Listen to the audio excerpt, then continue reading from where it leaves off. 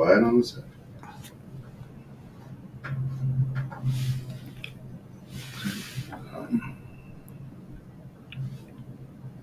See it down here. Yep, couldn't touch it.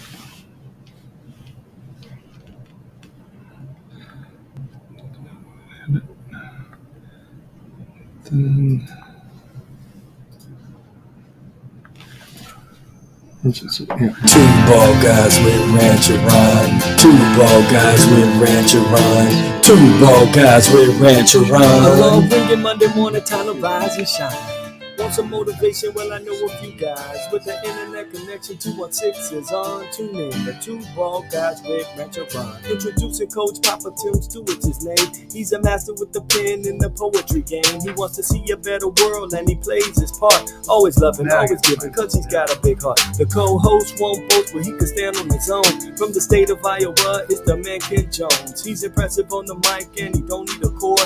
Whether hosting or he's hooping, he's controlling the boards. And the one feeding the hungry herd around the world. With timely observation, dropping nuggets and pearls. Though he's not a city slicker, he's as cool as the Fonz. It's the witty wisdom giver, Mr. Rancher Ron. Set the tone for your week, 216 is on. Tune in to Two Bald Guys with Rancher Ron.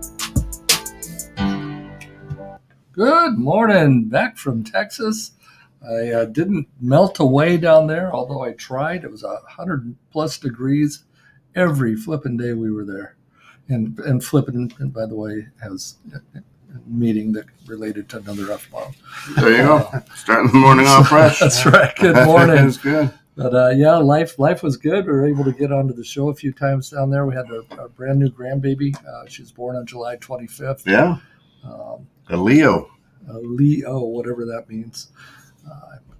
Don't do the whole psychic thing, so I have no clue what that It's not is. psychic, it's astrological. Oh, is that what it is? It's astro something. So That was around that was around in biblical times. So were you. So We have Dennis Mellon with us this morning. Good morning, Dennis. Well, it looks like it's going to be, thanks for letting me be here. Looks like it's going to be 3 bald guys and 3 microphones today. there you go. Of course, if you don't know Dennis is a speaker, leadership consultant, best-selling author, and internationally recognized authority on leadership. So while we're doing this morning, this week, this month, I guess, we're running a series on leadership, Yes, we question mark. Of the fallacies of leadership. We've approached that. We had some great discussion the last couple of weeks. Dana, That's good it. morning. Good morning, good morning, good morning. So, Dennis, tell us everything you know about leadership in the next 30 seconds. Ready, go. No, one of the key things in there is developing the relationships to get things done. I don't think you can get much done unless you have that establish that trust and that relationship with whoever you're trying to lead. So it takes a little while to develop that. All right. So what we wanted to talk about today is multi-generational, because right now, everywhere you look, there's 4 different generations involved in something. Now, before everybody gets too excited, we have 2 retired veterans here. So the leadership style, although one is Air Force and one is Army, may be skewed a bit on yes, sir, yes, sir. I don't know. It's just leadership. Is it? For those who believe. I think you'll find that the same problems that crop up with business, as far as leading groups and things, happen in the military too. We get too tied up with, we're getting ready to charge a machine gun nest or something. And that in that instance, there's no ifs, ands, or buts about who's in charge. It has to be the leader. So they run into the same problems that business runs into. But you led a little higher speed than I led. I was an infantryman down on the ground, walking speed, and you were somewhere up there. Yeah, I flew KC-10 tankers for most of my career, flying internationally, flying long missions, hard missions, dangerous missions, refueling every sort of kind of airplane that you could think of out there. Some really interesting and fun times. Did you get out and wash their windshields? Check the oil under the hood? No, we couldn't do that, but certainly could pass a lot of gas. The KC-10 can hold something like 66,000 gallons of fuel, so There's a joke in there someplace. Yeah, I'd hate to have to fill it up with today's prices, huh? Right, that's it. Of course, we want to give a quick shout out to our good friends over at Natural Therapy Wellness Center. Without them, they've backed us ever since Two Bald Guys was around. John and his team are absolutely fantastic. A good leader needs to be relaxed as well. So check out www.mchenrymassage.com, and they can take care of all those stresses and twinges and things of that nature. Natural Therapy Wellness Center, incredible. So multi-generational leading. I've had the opportunity to be in an environment where I had, I don't think I ever had 4 generations back then, although I had a little old janitor that was about 78 years old one time, but there wasn't much leading him. He did his own thing regardless. But it's an interesting concept because you've got the tail end of the baby boomers in their 70s and 80s, and things have kind of fallen apart. So they're back in the workforce. And a lot of times they may have had higher level jobs at one point in their life, and now they're, greeters at Walmart or putting things together in a factory. And then you got your X gens, your Y gens, and on down the road. What can you do that allows you to lead all of them successfully? I think it comes down to finding out what their perspective is on things. There's a lot of different ways that people have grown up, developed their perspectives. I like to use the analogy of we look at the world with a world map in front of us with North America, South America. Imagine what it looks like to an Australian when he looks at the map. To put Australia up on the top of the map turns a complete perspective around. And there's a different perspective for each generation. And the generations are tied to events that have happened. There's definitive lines of post Pearl Harbor, post Vietnam, post 9/11. Those are all key dates in history where things dramatically changed within our perspectives and within our workforce. I was coaching one fall, and it was September 11th. And I'm like, as we get started tonight, let's have a moment of silence for 9/11. Got done, and one of the athletes goes, well, what was 9/11? Like, wait a minute. Interesting why you would do it for 9/11 and not for Pearl Harbor. Well, because it was September 11th. I'm just saying. On December 7th, I will do Pearl Harbor gladly. I'm just June 6th, I'll do D-Day. Most people forget about those. Listen, Toby Evans, how are you, brother? Glad to have you with us. Says catching the show while doing a patient transfer in the ambulance. Thank you for being a first responder. Thank you for putting yourself out there and doing that, my friend. Absolutely love you, brother. All right. So what's the key? How do you lead? What's the key to leadership in today's and let's focus it down to today's business world. Okay. Most of our listeners out there, of course, are in business for themselves or part of some sort of working world. And we've already established in the last couple that just because you have a manager tag or maybe you sit in the C-suite, you're not a leader necessarily. You could have a leader who, to your point, is a janitor. Right. I believe that leading multi-generational is almost exactly the same as leading omni-generational, one generation. And that is you have to know each person on your team independently. You have to know who they are. You have to know what makes them tick, and then you have to work on that. You can't put out hey, free tickets to, the game room for anybody who shows up to work on time 5 days in a row. Your older employees are going to go, what? And at the flip side, you have to treat each one like the unique individual they are, and that's probably one of the biggest challenge for today's leaders, especially in a multi-generational situation, is we have so many other tasks that are thrown on our plate that we don't have the time to get. So we struggle when we're leading because we're too worried about punching in these marks on some type of a checklist. I agree, and I think most of the time in business, what happens is you don't feel like you have the time to do it, but it's one of those things that you have to find the time to develop that communication and that connection with your people, so that you develop trust. Because you're going to miss out on I'm going to probably beat this to death this morning, but you have to figure out what their perspective is on it. You're not going to be able to change everybody into your point of view. That's just not possible. So to be inclusive, and I hate to use the term, but to be inclusive to where they feel like they have a commitment to the workforce or to the that you care between each other, building that trust between each other takes that communications.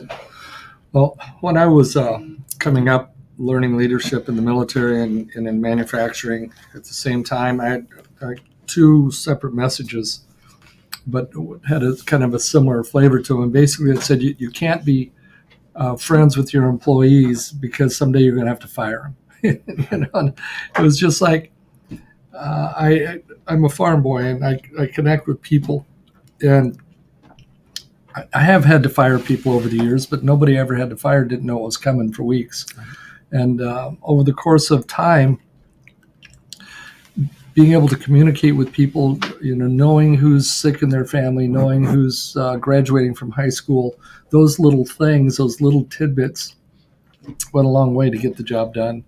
And I think with multi-generational leading, it takes a little more work, because you're not going to understand it. The generation I grew up with was Vietnam, was at the tail end of the Korean War, and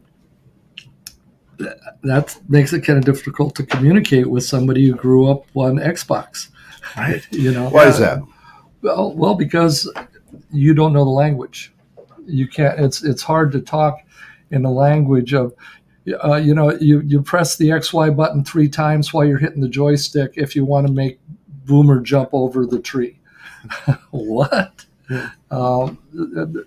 Learning the language, even though it's English, learning the language of the people you're leading is it's an important piece of being successful. So then you're saying that what you're saying is somebody who is 20 years old has to learn the language of someone who's 60. Does someone who come to America have to learn English? No, they do not. No, but it'll make it a lot easier for them. Right. And it's the same thing. I highly disagree. Leadership is leadership. People are people. You talk to people the same way. You treat them like human beings. Never in my life have I heard a CEO or any leader. And let's take one of the Simon Sinek. He's a great thought leader, right? How many times have you heard him say, "Well, you take the XY button and Z," and he doesn't. You talk to people. A leader talks to and meets a person and leads the people. I don't think you have to talk to people differently at all. No, but you have to connect with them, and I think there's a concept that Toyota brought up, where they have for a leader nowadays, having to be a servant leader, has to get out and connect with their people, and they have a concept they call Jumbo walks, which literally translates into be out on the floor. You can't lead from the office. You need to go out and get your firsthand. You're going to get reports from everybody, but to get the firsthand view, to get the firsthand account of something, and connect with those people out on the shop floor, out in the cubicle farm, or however you want to describe your workplace, where you go out and actually talk with the person. And a lot of times leaders fall back on the reason, I don't have time to do that.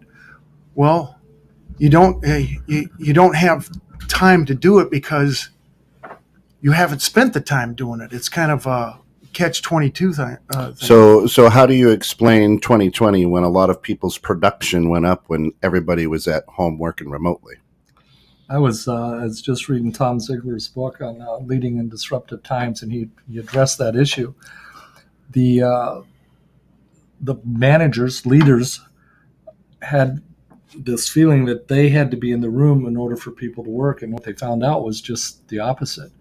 And it actually goes back to, it's almost like a reenactment of the Westinghouse studies, where they thought more lighting would create more production. And when they increased the lighting, the production went up. But to prove it, they had to reduce the lighting. And when they reduced the lighting, production still went up. And it wasn't about the lighting, it was about the interaction with the people. And by getting on Zoom and getting on the computers, that same interaction was capable of being done, but there was a lot less windshield time. The employees actually, they found out they were more productive, especially in the first hour, because they weren't all jacked up from traffic. Right? They were able to walk from their bedroom to their computer room and go right to work.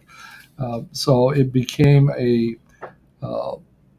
practice in distance. Now, there were some employees who didn't, while you're talking about the overall, the ones who failed miserably, because they needed a person in the room. They've always relied on the person in the room to tell them what every to do. team's got the worst link in the chain, right? On every team. You've coached baseball for a long time, and you always have a bad player. But if the team wins the championship, great job for doing your part, right? Well, I think Coach will agree with me on this.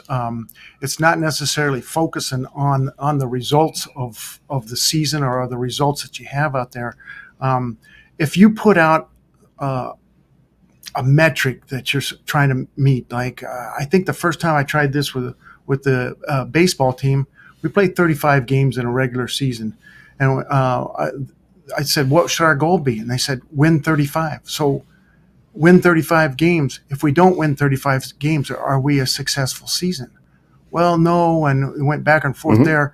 Well, what makes a successful season? What if we went 25-10? Is that a successful season? And I think what my point, I shouldn't say think, what my point was with them is, to be successful, it's getting the most out of what you have. We may not have the talent to win the state championship or go 35-0, but we will have a successful season if we all did our best with what we have. All right. Well, any team, unless you are the state champion, ends their season on a loss.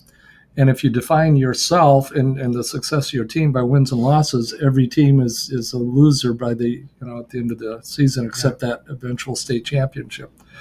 So you really have to take a look at other goals throughout the course of the season, and watching a group come together as a team and overcoming challenges.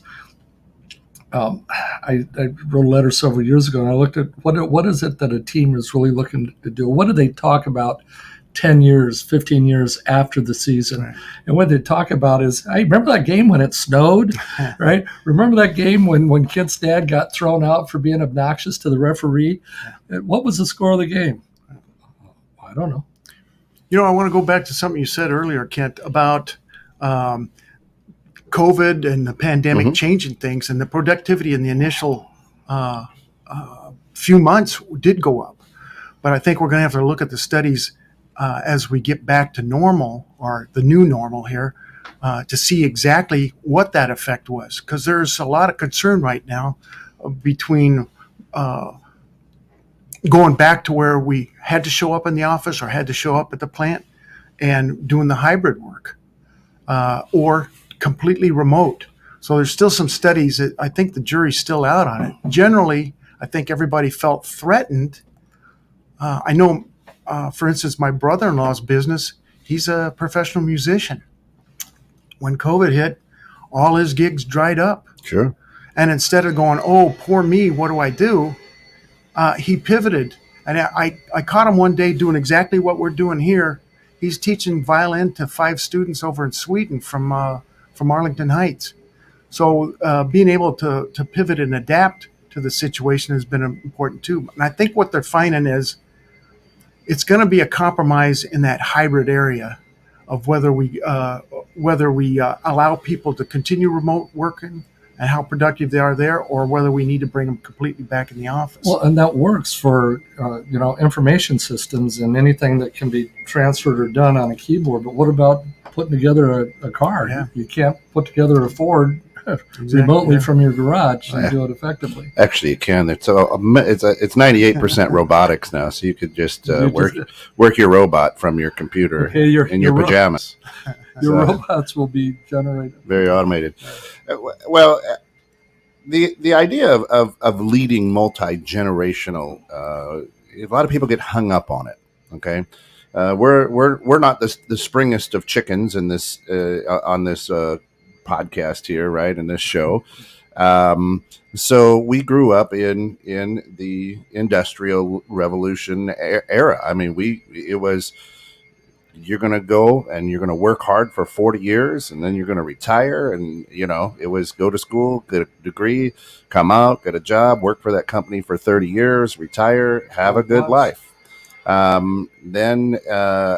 Then all of a sudden the Gen Xers came around, and the boomers were like, well, you lazy kids. Why? Because we created the microwave. We started to innovate and make things easier for people. But now we were lazy. Now the Gen Xers are saying to the millennials, well, you kids are lazy. And all you do is sit on your phones and do this. Yep. And you know what? I created an application for a phone, and I'm a multimillionaire and I'm 18. Oh, you're lazy. You don't understand hard work. Do I have to understand hard work? So if you're a leader, to what you were saying about the baseball team, I couldn't agree 100% more. It's communicating the goal. Yeah. It's basic. All it comes down to is communication. And you said it earlier, being that servant leader. If you've got people who are older, younger, same age as you, they don't care what you know, right? They could care less. They want to see you get your hands dirty. They want to see that and you're alongside them in the pits, right? Right. Hey, here's how you should throw a curveball. If I don't know how to throw a curveball, I can't teach it, right? Here's how you bend a soccer ball to get around the goalie from 128 yards away, right? Ding ding! He made a soccer reference, Right. ladies and gentlemen. That's what And if I don't know how to do that, I can't teach them how to do that. So as a leader, they would look at me and go, "Man, you're inspirational, Deke. Man, you are great. I love your talks, and you rile people up, and that's it, right?" Well, I think one of the things too is creating that a mentorship program. To me, your leaders, your next generation of leaders, starts developing in their onboarding process. Mm-hmm. And if you can start making the connection there and start developing them as your next generation of leaders, that's important. Yeah. And what does that do? That makes sure that we know what's going on in each other's lives and how it's affecting work. We may have Joanne over here that's got 3 kids in college and she's trying to figure out how to pay for it all, or Bob over here that has 2 parents that are in long-term care. That's definitely going to affect their work. In the past, we ignored everything outside of work, but now we're starting to bring that in, and we start helping Bob and Joanne.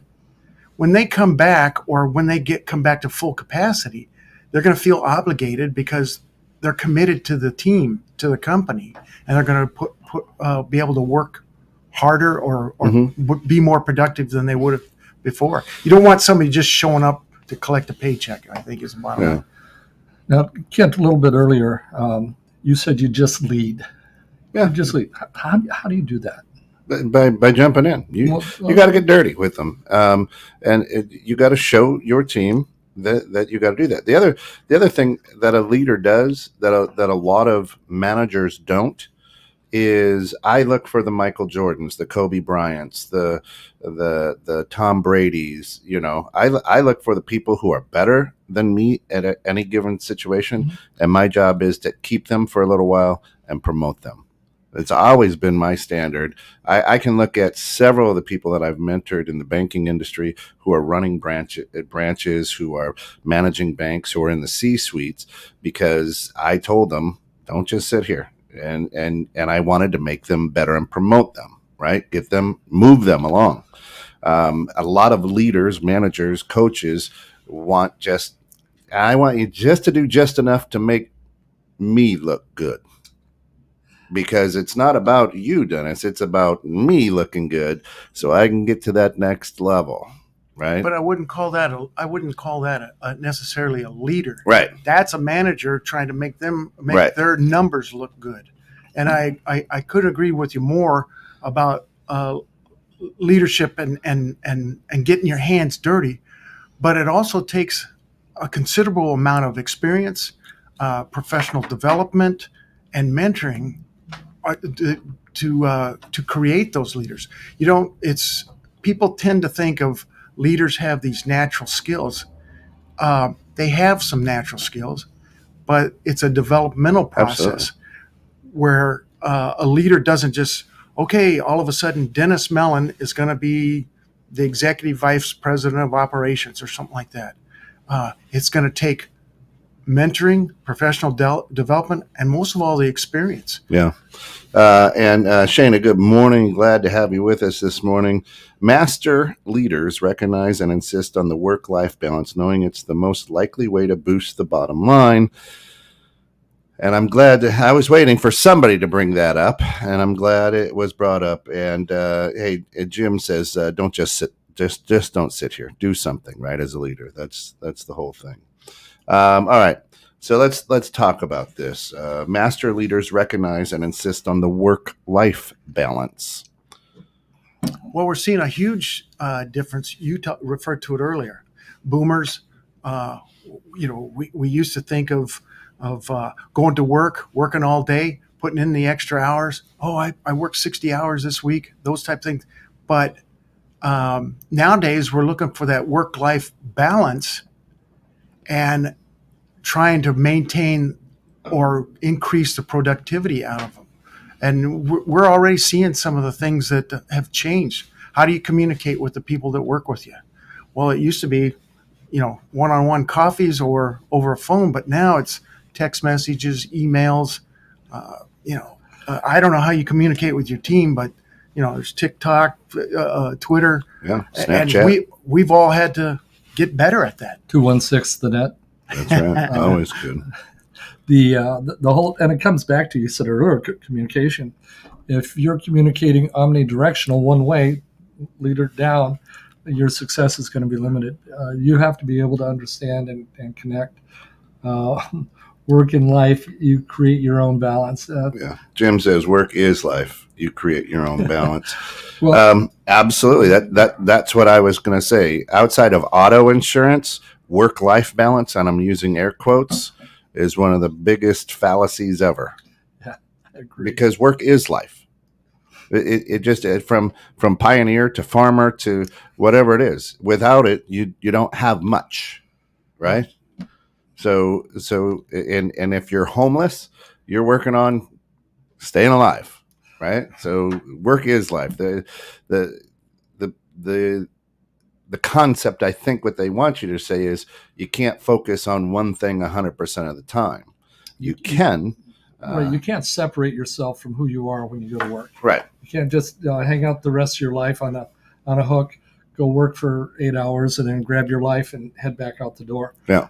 How many of us throughout, especially our middle to little age, were coaching little league teams or doing something else, and you had to make copies of the roster, so you went into the company copy machine to make 12 copies of the roster on Dirty Purples. That's right. That's right. And it is. We can't separate our life. The Christian guy who goes to work and he's running up and down the aisles swearing like a banshee because he's in that type of work environment, and then he walks out the door and all of a sudden he's a good Christian guy again. You can't separate who you are from what you do. I think it's it's got to be all connected all the time. But I think it's the duty of the leader to inspire. And the story I like to tell is about the Great London Fire back in 1660 burned down almost all of London, and in particular St. Paul's Cathedral. So there's a guy, Christopher Wren, that was assigned to rebuild it. He was the architect, and he did one of his Jimbo walks, went out to see how things were going. He went up to the first worker, "What are you doing?" Well, I'm building a wall. He goes up to the second worker and says, what are you doing? I'm collecting a paycheck to feed my family. He goes up to the third guy and he says, what are you doing? He said, the guy drops everything, gets a big smile on his face, comes over. I'm building a cathedral that is going to house 800 parishioners on Sunday and be a haven for homeless people during the week. That's what I'm doing. Now, which one of those workers is inspired? You know, if you're just collecting a paycheck, then you don't have the leadership that's inspiring to get those cathedral builders. Yeah. You know? Yeah. You use a similar story on the railroad. Right. Yeah. The two guys were working on a railroad, and a big fancy rail car comes up and pulls over on the side. And they look over and said, well, gosh, that must be Jim, the president of the railroad. Yeah.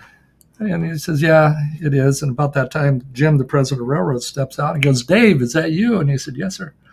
He said, Dave, come on over here and have a cup of coffee. And he laid his pick down and went over into the train, and he's in there for a half hour, and he comes back out, and his coworker looks at him and says, you know Jim, the president of the railroad? He said, yeah, we started working for the railroad on the same day. He goes, well, how is it you're still out here laying railroad ties and he's in that big fancy train car? Here it comes. And he said, well, on that day, I went to work for $3.25 an hour. He went to work for the railroad. And, it's like, are you in sync? Yeah. And a lot of times, leaders, when they allow your team to get out of sync, everybody might be doing their job individually, but collectively they're falling apart. You mentioned how did we communicate back then? Hey, Dennis, can you step in my office for a second? Oh, sure. And you drop grab everything a cup of coffee and walk in. Now it's like, okay, I've scheduled a Zoom call for 3:30. Yeah. Is the communication the same? It probably is, but is the connection the same? Right. And I think that's where. Well, a lot of companies end up finding, especially multi-generational problems, particularly when they're upscaling. It's an exciting time, and trying to maintain the culture as you expand makes it really difficult. As soon as they say the optimal span of control is 7 people, but as soon as you start having 50 employees, 100 employees, 10,000 employees, you're not going to meet them on a daily basis. So as a leader, you have to create this excitement, this something that you can latch onto, whether it's my wife used to work for a hospital, and their saying was medical excellence every day. I mean, you start kidding around. Is that showing medical excellence right there? But it gels people. It's a rallying cry. And that's part of being the inspirational leader. And being the inspirational leader includes jumping in and pulling those multi-generations together, because they don't all think alike. They have different experiences. Well, people from the same generation don't think alike either. No. Well, we're stereotyping. We're stereotyping. Oh, yeah. But hey, just want to thank you for listening. This is Two Bald Guys and a Microphone right here, 21.6 The Net. Great way to start your week. And, of course, we love the good people over at Natural Therapy Wellness Center for their support all these years for Two Bald Guys and a Microphone. Check them out at www.mchenrymassage.com. We've got Dennis Mellon in studio with us. The only reason I bumped out is my mouse was having a little bit of difficulty, so I jumped over into the producer's booth.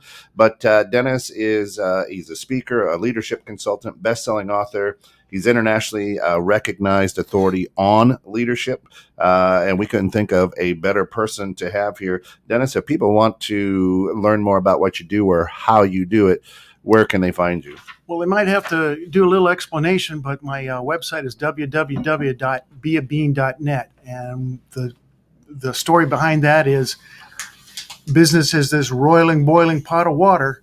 There's nothing we can do about it, but we can jump in as that tiny coffee bean and start spreading our influence through that water. Yeah. And as I start converting as a leader, convert other people into beans, our goal is to change that water into gourmet coffee. It's still boiling and roiling. That competitiveness. Hardens the egg, softens the potato. Yeah. but Yeah. the bean changes the water. There you go. That's it. Be a Right? bean. That's it. Which is When, awesome. when did that concept hit you? That you just woke up one morning and say, "Hey, I want to be a coffee." No, it was a combination of a lot of things. There's a author out there that has a book, Damon West, the coffee bean, and when he was actually a starting quarterback for a football team out of Dallas. What are some of the colleges there? One of the big ones there. Yeah, probably. Anyway, he was a quarterback there, but after he graduated, he got into drugs and was basically thrown in jail for life. And the guy that came in and talked to him, his cellmate, started telling him, "Hey, you can come in here. It's this boiling pot of water. You can come in as a carrot, an egg, or a coffee bean. The carrot's going to go in hard, but it's going to soften, and prison's going to do that to you. You come in with a hard shell and try and live that way, but you're going to end up being a hard-boiled egg, or you can go in as a coffee bean and start influencing." Well, I thought, I can tag off of that, take that coffee bean to creating your team and inspiring them, and spread through the water with the ultimate goal of changing your team into gourmet coffee. Yeah. So that was the It's concept. awesome. It's awesome. Yeah. Shana says, "Be a bean." That's a T-shirt for sure. That's There right. you go. That's right. So let's go back to the cathedral. Let's go back to the railroad, and Shana says, I'm going to rant a little bit that they're all inspired in a way, but by different motives. Okay, and you have that. You have your jobbers. You have your people who are just Collecting a paycheck. right, and that's okay. There's nothing wrong with any of those, right? Well, as long as their quality's measuring up, and you're not, But yeah, if they're there to collect a paycheck, they do a good job. They show up every day. You need those people. We need all the people on the team. You can't expect everyone. If you had a whole team full of Tom Brady's, I'm pretty sure that team wouldn't be very successful. Hard to block Right. and tackle. Well, there's actually a study that Google did. They created a team of all high performers, and then they created a separate team based on psychological profiles, how they got along, whether extroverts, introverts, and they found that the one with all the stars in it didn't produce as well as the other team because there were too many egos involved, too many. Take a look at the Lakers this past year. Yeah. There's a perfect example. Yeah. Yeah. A bunch of stars that You until mean they the gel. 2005 All-Star team? Yeah, right. Exactly. Well, So that then we would say because there was all those stars that the coach or the manager, whatever, was a bad leader. that's a That's a good point. It remains to be seen. Maybe they're still in that developmental stage, but do you need to do something to start inspiring them to where they're not just collecting a paycheck? You've motivated. Maybe they don't want to go any further and just be the bricklayer. But what if you got them inspired to do, I don't know, 500 bricks an hour instead of 400? All right. So Tim, your guy went to work for $3.25 an hour, and the other guy went to work for the railroad. Well, that's great. The railroad gets sold, and guess what? You're gone. I don't care how good of a leader you are. You're too expensive. We've got to change things. You're gone. That's a great way to be a leader. Well, that brings up the whole loyalty issue and leadership in the current environment. Mm-hmm. When you mentioned earlier, we grew up. You go to work for a place, and you found the right place, and you stayed there for 30, 40 years. You got your gold watch, and you retired. Today, they say if you're at a place for 5 years, you're a long-termer. Everybody's is looking for that next thing because they understand that as soon as this company sells, I may be out of a job. So it does bring in a whole new challenge in leadership and trying to inspire you, do the best you can today because, you might not be here tomorrow. And that's a challenge. What's the old song? I sold my soul to the company store. Is that right? That does bring up the point of another current trend is statistics are predicting that graduates from high school are going to have somewhere in the neighborhood of 9 jobs. We've done the thing like for me as an airline pilot, I went 28 years straight. Yeah. I went 20 years in the Air Force Reserves. That kind of work environment is probably not going to work. You're going to have to adjust to this new norm where not necessarily job hopping, but moving on to keep yourself motivated, moving on to explore new frontiers or whatever is motivating you to move on. My daughter is taking a second master's degree right now, and it's in counseling, and she needed somebody to interview. And she picked me. And so I had to go through what I've done throughout the course of my life, my infant years, my middle years, my high school years, and so on. And I didn't really realize how many different places I've worked or have worked for. But with each of them, there was growth. It wasn't like I stayed in one organization. I did stay in a couple organizations. The military, obviously, 21 years. Morton International, I was there 15 years. But it was the entrepreneurial spirit I had that kept me from locking in. I didn't understand that until I went into business for myself, because I kept trying to grow, and I didn't really agree with those who were running the business, so I would move to the next business. I wouldn't sit and argue with them. So it was interesting. My last boss, though, was my best boss. He was a jerk. Yeah, he was. But, Shana says, I want to further investigate that psychology study. Where can she go to find that? Which psychology study is she talking about? The one you were just talking about. The one you were just talking about. I don't know what you were talking about either. Yeah, I've kind of 97% of all statistics are made up on the spot. That's 4 out of 3 people don't understand statistics, right? Shana, can you be a little more specific? I'm not. Yeah. So often it's assumed that money is the primary motivation, which isn't always the case. Good leaders are like short order cooks, feeding different meals to different tastes. Oh, it's absolutely one of the things that I'm trying to address. I've been working with clients that with senior care living. They're notorious for a high turnover rate with the healthcare workers. If a healthcare worker can get a quarter an hour more someplace else, they're often gone. What if you could retain them, not just with money, but you had them motivated that I don't want to leave this job. Yeah, I can get $40 more a week over here, but I like working here. How do we get to that point? And that's one of the things that I've been trying to emphasize is companies, especially when they're upscaling, how do you connect the culture with the vision, and culture being how we do things around here, how we get along. Well, and that's a tough industry, the medical profession, because they treat their people like crap.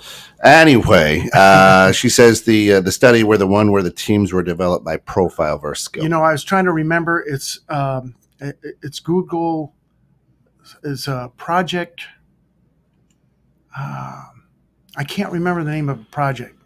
I can't. I'm sorry, Shane. I don't remember the name of the project, but it was an actual study that Google did. And if you want to leave your we know email how to in get there, in touch with her. We don't. Yeah, I'll track it down for you. Yeah. She's a 216 net junkie. And we love her for it. We do love her for it. So the idea of leadership in multi-generational facilities or multi-generational areas. And here's what I love about America. We think this is a new concept. It's so ridiculous. It doesn't matter. Back in the 40s, you had people working in. My wife's grandfather went to work at the Chevrolet plant when he was 14 years old. He said he was 16, so he could get a job, and he worked there, right? And yet you had people who were in their 40s and 50s there working as well. It's not something new. However, we want to think and create. Oh man, you got to learn how to lead multi-generation. No, leadership is leadership, period. I believe I've been saying that since the beginning, and I Right. agree with you 100%, which doesn't happen often Right. between us.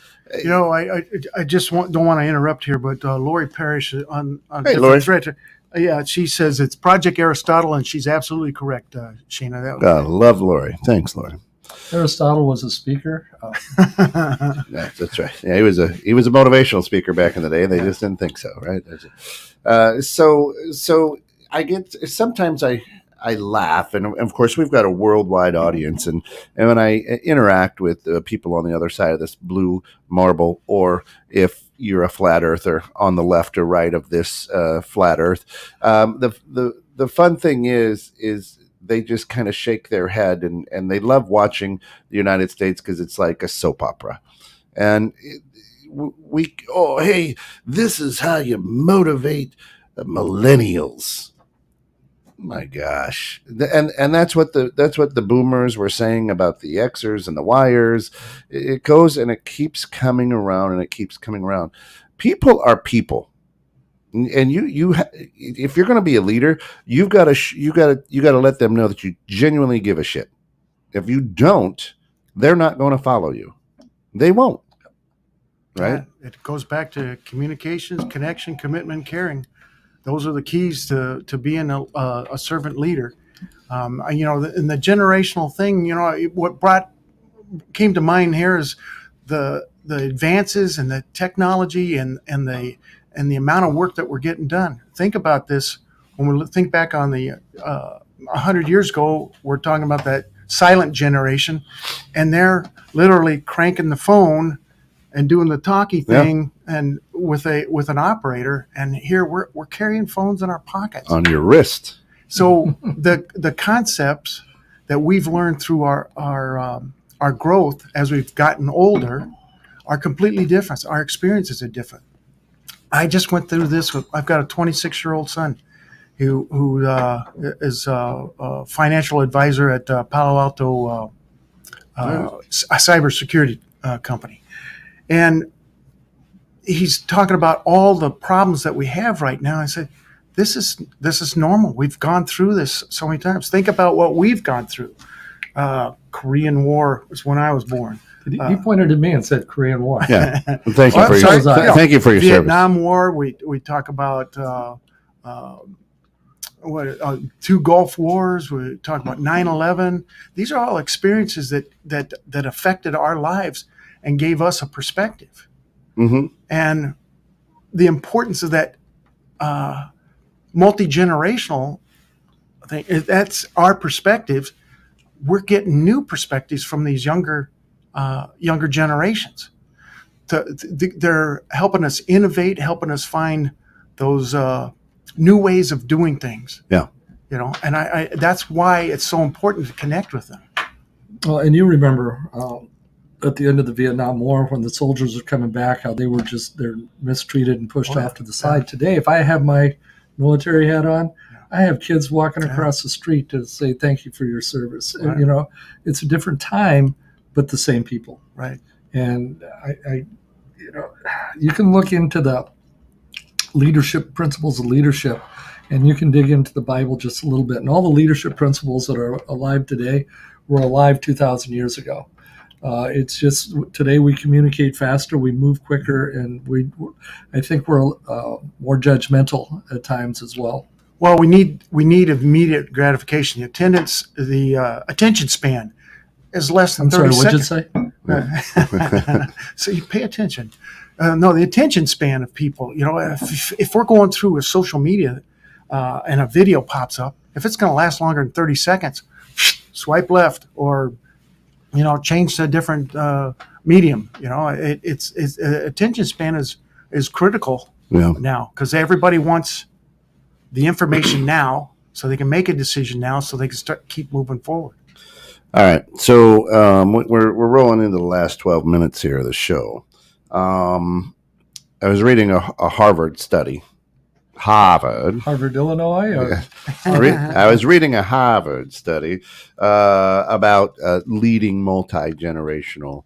And in there, this is one part that I liked about the study.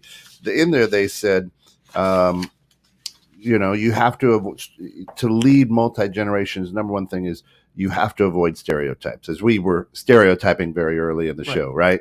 So they're like, you have to do that. But a way to do that is to focus on life stage over generation. And what they said is, if you focus on employees' life stage and career aspirations before their age, you have a better chance of leading them to the end goal or where you want to get to, right? So I could be looking at you, coach, who wants to work, soft hours or whatever, and a 20-year-old who's ready to roll for 40 or 50 hours. But you could be in the same life stage. You could be building, and I don't know that, but I would look at you and go, well, he's on the other side of the bridge here. I just got to get him, make sure he's at least productive enough to get him to retire. But you could be in a building stage of your life because you just lost everything, from a tornado or something, right? A key component of that, though, is we talk about people working remotely and they're being productive, but one of the keys is maintaining the relationships. And I think we're seeing leaders insisting on a certain amount of contact per week. Yeah. Because those relationships need to be either maintained or developed, so that there's still that connection between everybody that's working. Yeah. And then this Harvard study goes on to say, which I'm like, is they say the bottom line. The bottom line is this: the multi-generational workforce is here to stay. Absolutely. Again, not a new concept. Every workforce for history has been multi-generational. When they were building the pyramids, you had kids and old people, right? It's just the way it is. Therefore, leaders must learn to manage employees from different walks of life effectively. I don't like them using that term manage because Thank you. It's a lead. It needs to be lead. Right. One of the prime things that a leader does is engage their employees. I think if you look at a Harvard study, disengaged employees are costing you 18% of your payroll and lost production. Imagine if you could re-engage or capture some of that back. Yeah. Just even a portion of it. And that's not going to appear on any financial statement. You have it, but we've been talking about it for almost an hour here. It's not immediately measurable. It's not a result. It's not a key performance indicator. But we know that leadership's important. And that's why that development, that experiences and mentorship is so important to create your next generation of leaders. Yeah, it's huge. Business coaches. And that's where understanding where they are in their walk of life,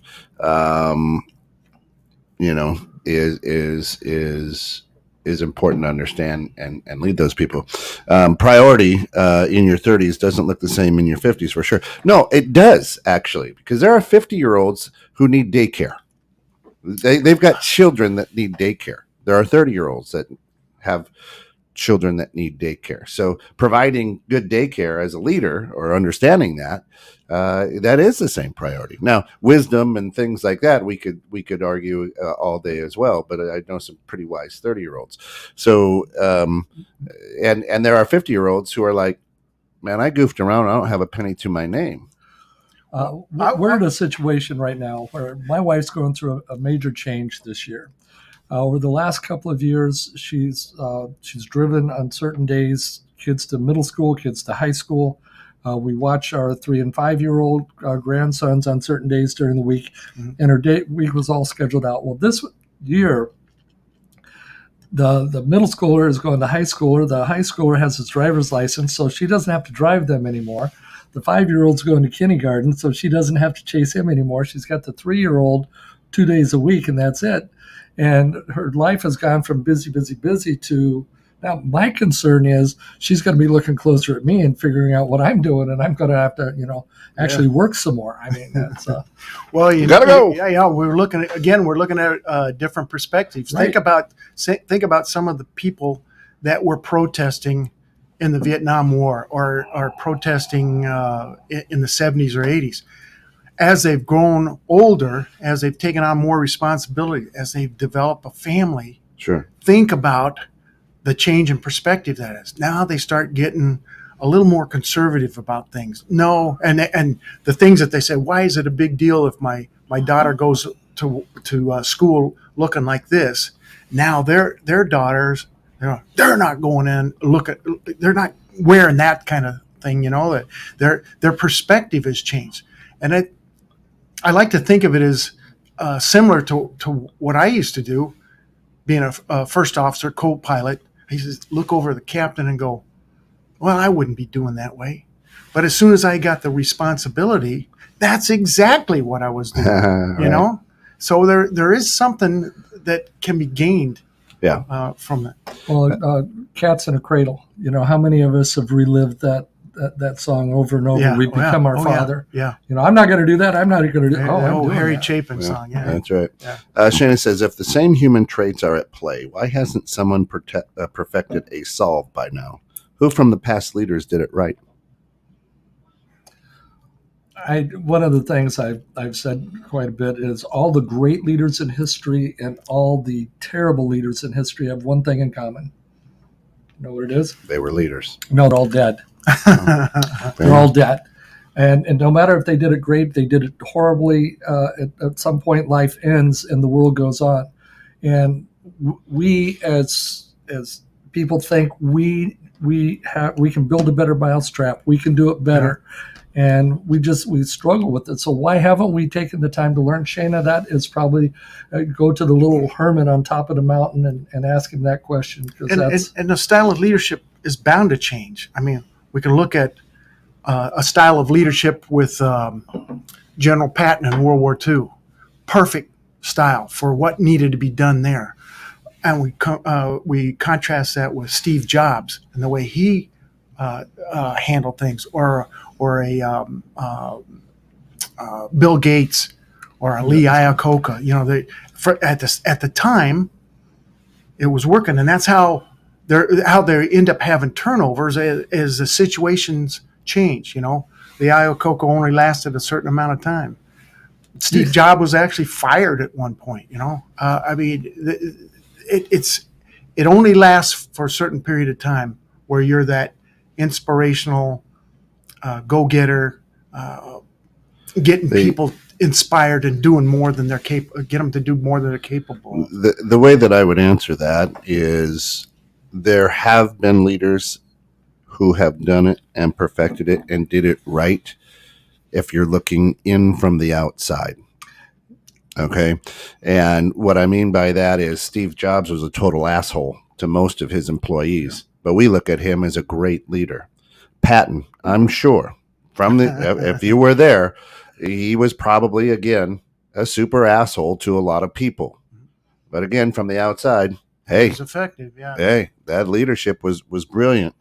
You take the look, we can use a 1990s sports figure, Michael Jordan, a great leader on the floor, total asshole to his teammates because he held them accountable.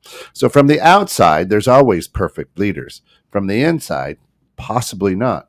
And I can say this, it's very few and far between when you're in the trenches that you go, that's a brilliant leader. However, when you leave and you look back, you go, man, Exactly. there was something special there. Because the purpose isn't to be your friend. Yeah.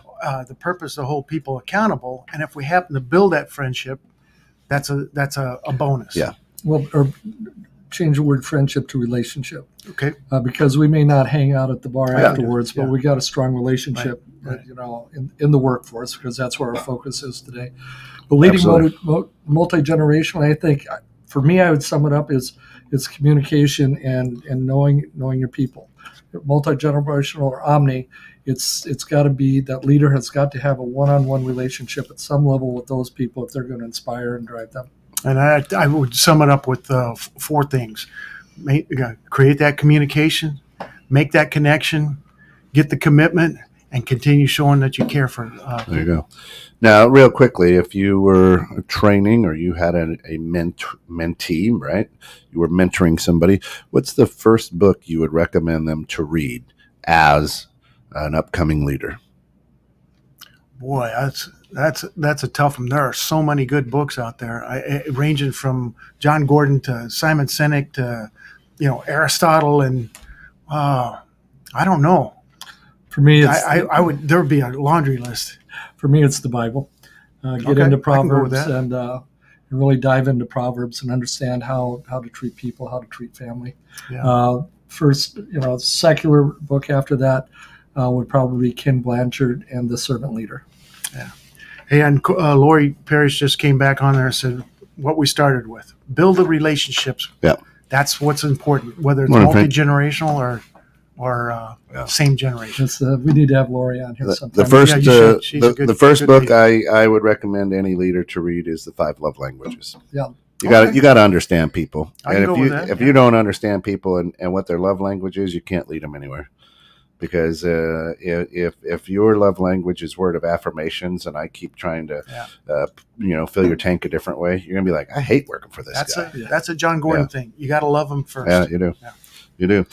Listen, folks, that's bringing us right to the top of the hour. That means our time is done. We can't thank you enough for starting Monday off with us here at Two Bald Guys and a Microphone. Big week this week here, 21.6. Remember to tune in, share, like, subscribe, everything. Dennis, one more time, thank you for getting up early and meeting us here this morning. How do people get in touch with you for speaking engagements, leadership coaching, all that good stuff, as you are the authority on it and recognized worldwide? So. Yeah, once more, go back to www.beabean.net, and there's plenty of information there. Awesome. For all of us here at 21.6 Net, thanks for getting stuck in the net with us here this morning. Remember, always tune in for your daily dose of encouragement. Folks, be good, but more importantly, be good to one another. And get off the bench and get back in the game.